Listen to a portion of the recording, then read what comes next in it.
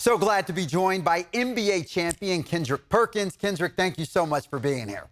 So first things first, going back to last July, in a segment on NBA Today in regards to the Kings making the playoffs, you said, quote, "I definitely can't see that. No way, no how." How have the Kings turned you into a believer since then? Well, I started watching them more and more in the season, and I'm like, this team is on a mission. Like, this team is playing together, moving, cutting without the basketball. And this is when you know a team is on one accord.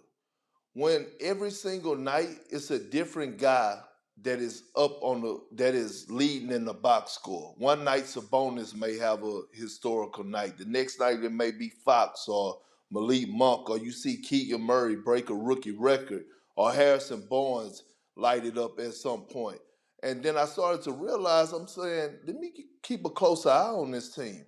And as I watched them win games, I'm like, oh, they're serious. And then all of a sudden, they started to establish this home court identity. And now I'm seeing the fan base, and I'm like, oh no, this team is real. I was wrong. Now, just a couple of weeks ago, you said you believe the Kings will end Stephen Curry's season. With the series now tied at 2 games apiece, do you still feel that same way? Oh, I do. I do. And look, the Warriors have been a championship team at home, but they've been a lottery team on the road, okay, all season long. And the way that the Kings play at home, that home crowd, first of all, it's the best home crowd in sports, okay? The best home court in basketball right now. But let me say this. When I watched the Kings play in game 3 and they got spanked by Golden State, I said, you know what? I want to see how they respond in game 4, win, lose, or draw. And for them to take it all the way down to the wire to the last shot, I said, this team figured it out. And I said, it may go 7 games, this series, but at the end of the day, Sacramento has home court, and I think they're going to benefit from that, which is going to help them win this series. Now, earlier today, De'Aaron Fox was diagnosed with a fractured index finger on his left shooting hand. Now, he is expected to be listed as doubtful for Game 5 against the Warriors. Of course, we all know Fox wants to be there for his team. What's your reaction to this news? Well, Kev, you know D. Fox was born in the country. He's from Louisiana, but he was raised in Texas, okay? And I'm a Texas boy. And, you know, we battle through whatever. And I feel like he has been waiting his whole entire NBA career, even though it's been a small appetizer, small sample size. He's been waiting for this moment. And I don't see him not trying to go or even going. And I don't think it's going to affect him. I mean, he hurt his finger in the fourth quarter last night, and he still was getting buckets. I mean, this guy's a warrior. He's the ultimate competitor. He's been that way since high school. So they'll figure it out. But it's a smart move by the Kings, though, listing him as doubtful. You know what I mean? Keeping the Warriors unsure if he's going to play or not. That's a nice strategic move by the whole organization, because I know he will be on that floor.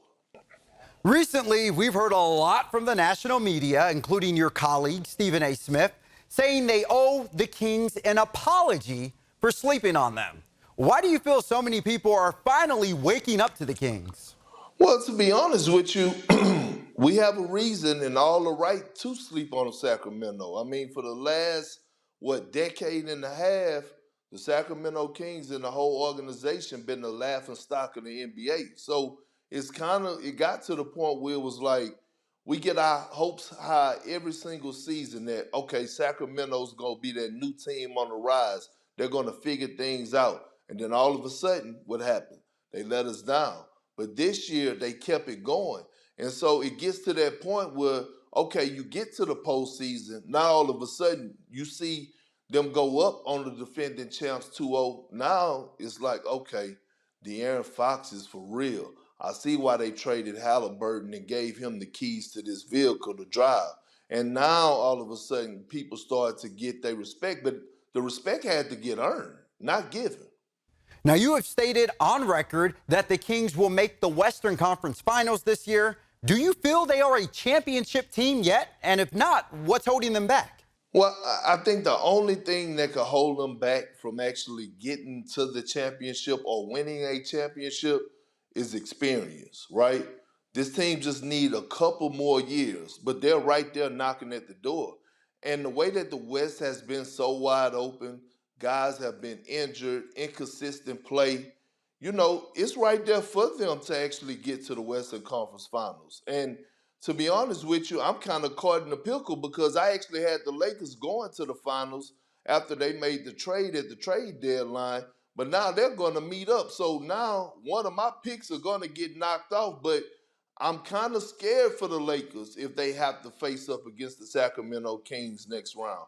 I like the Lakers' chances if they go against Golden State. But the Kings, that pace that they play at, I don't know if those old heads could keep up with it like that. You've played in a lot of arenas throughout your NBA career, and you've seen a lot of fans. What is it about Sacramento Kings fans that are so special? Well, you could tell they've been waiting on this moment forever, right? And I haven't even stepped foot in the arena, but I get chills watching it just through the television. I'm seeing the hostile environment. That's the first thing I look at. I'm looking at the hostility in there. Like I'm looking at the fans ringing the cowbells, talking noise, booing the referees, things to that nature. I'm like, that's where you want to be at right there. I'm looking at the crowd standing on their feet from the start of the game to the end of the game. You usually don't see that type of atmosphere until you start to reach the finals. And then I'm looking at the outside, right? I'm looking at all the people that's outside the arena. I'm like, oh, it's fired up in there. I got to get to one of those games. Hopefully I can make it. But when I look at it, it gives you that different feel. Right now, it's two organizations that I could just watch the game from television and get chills because I could feel the energy through the television. That's the Sacramento Kings and the New York Knicks because Madison Square Garden be rocking too right now. Now, regardless of what happens to the Kings in this year's playoffs, what message are the Kings sending to the NBA this season? Oh, that they arrive and that they mean business. And now all of a sudden they're not the ones that's hunting. They're going to be the hunted. But I mean, what they have done is that they have put the league on notice that Sacramento is not the laughing stock of the NBA no more, that you go put respect on their name. They have a bona fide superstar caliber player in De'Aaron Fox. They have an all-star caliber player in Sabonis. They have some nice pieces to go around them, and that they're well coached. So every night that you play against Sacramento, it's a thing, around the league. You can look at the schedule and say, do I really need to get my a good night's rest? Well, now you see Sacramento on the squad. You definitely go be sleeping well. Well, Kendrick, thank you so much for your time today. We truly appreciate it, and we hope to see you at Golden One Center. Thank you, Kev, man. I appreciate you, man. Thank you for having me.